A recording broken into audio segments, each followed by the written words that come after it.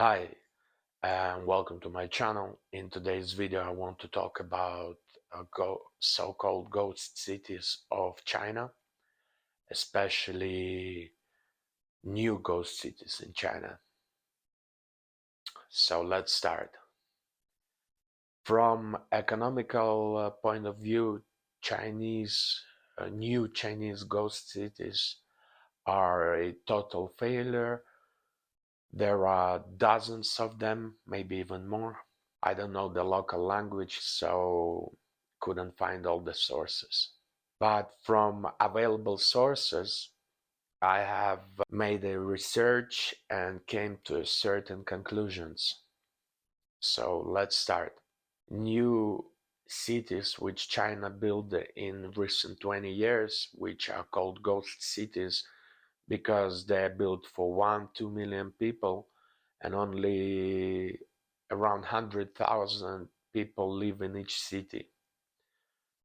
People that live in those cities are mostly government workers and people who are sustaining the city, that are running the city, and a lot of money being spent on maintaining those cities.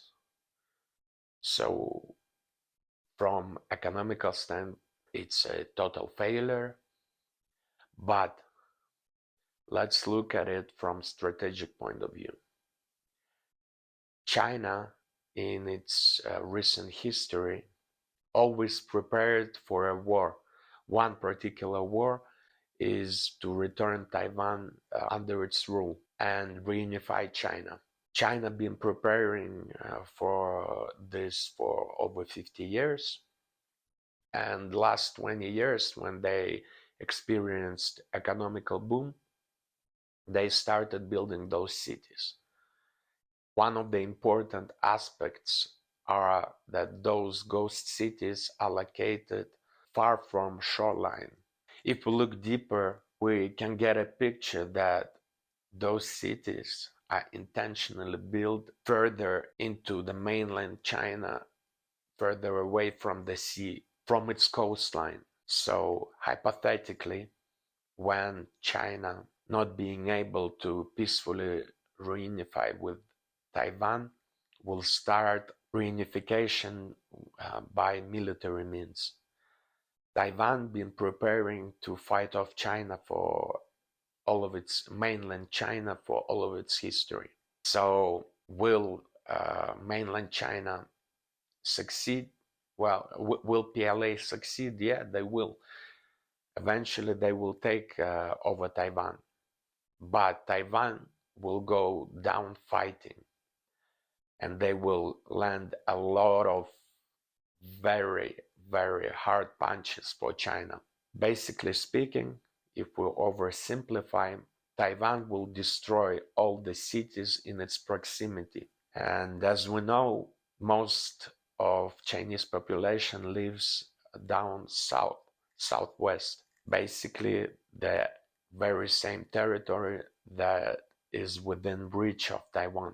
So yeah, China attacks Taiwan, Taiwan destroys Chinese cities, and China will have millions of refugees, internal refugees. And surprise, surprise, now those refugees can easily be moved up north, deeper into Chinese territory, which will be out of Taiwanese range. Well, thinking logically, each city can accommodate around 900 people, in some cases 2-3 million people. This looks a lot like past 20 years China been preparing cities for people, for those people who will have to move due to the war with Taiwan. So yeah, my view, my personal view is that maybe right now from the economical stand, it's a total failure because companies have debts of $300 billion. As I saw in one of the videos, they compared it to the whole GDP of Portugal.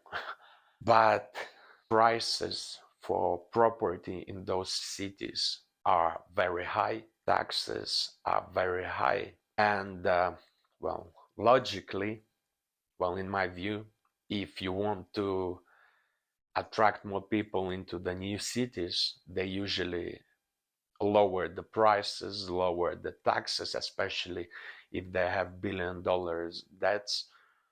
They will, well, from the financial point of view, they will have to at least break even, but they're not lowering the prices. Why is that?